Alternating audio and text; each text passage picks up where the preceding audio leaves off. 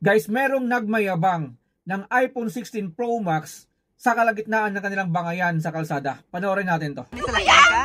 So what? Ano ka Salakyan ka mo? Ano ka? May salakyan ka mo? Ikaw cheap! You're so cheap! May iPhone 16 Pro Max ka? Ikaw cheap!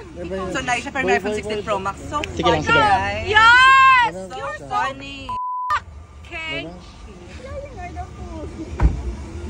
May Ikaw. Sige lang. salakyan ka? Hindi ka mandikit sa salakyan ko. Because you Wala cannot silang dikit, afford ah. it.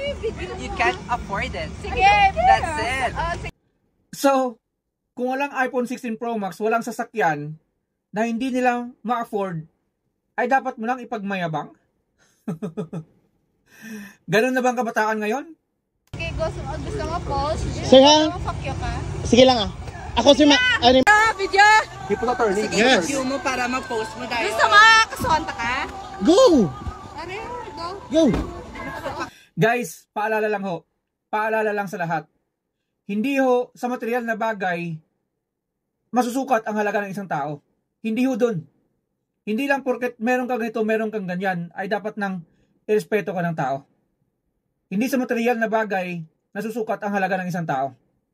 Kung gusto mong respetuhin ka ng tao, mas pahalagan mo ang karakter mo, ang attitude mo. Dahil mas nirespeto ng tao ang mababait, ang merong good character, diba? Yung hindi mayabang, most importantly, number 1 yun. Kung nagmamayabang ka, akala mo makakakuha ka ng respeto sa tao? No. Sukatan na ba yung iPhone 16 Pro Max mo at yung sasakyan mo? Ba? Para magmataas ka sa tao? Sa kalsada? Abay, napakayabang nyo naman. Ito yung nangyayari sa kabataan ngayon. Ito yung mahirap sa mga ibang tao ngayon. Nagpapakabulag kayo sa mga material na bagay na meron kayo. Ginagawa ninyong sukatan ng respeto ang mga material na bagay na meron kayo. Kung ipagmamayabang mo ang mga bagay na meron ka, ang mga mamahaling gamit na meron ka, to inspire other people, maganda yun. Di ba? Pero kung ipagmamayabang mo yun, para insultuhin mo ang ibang tao, ipamuka sa ibang tao na, oh, ako meron ganito, ikaw wala.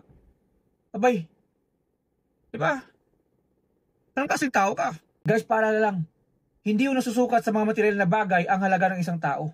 Mas maganda pa rin na meron kang good manners. Di ba? Right attitude. No? Kung gusto mong respetuhin ka ng isang tao, di ba?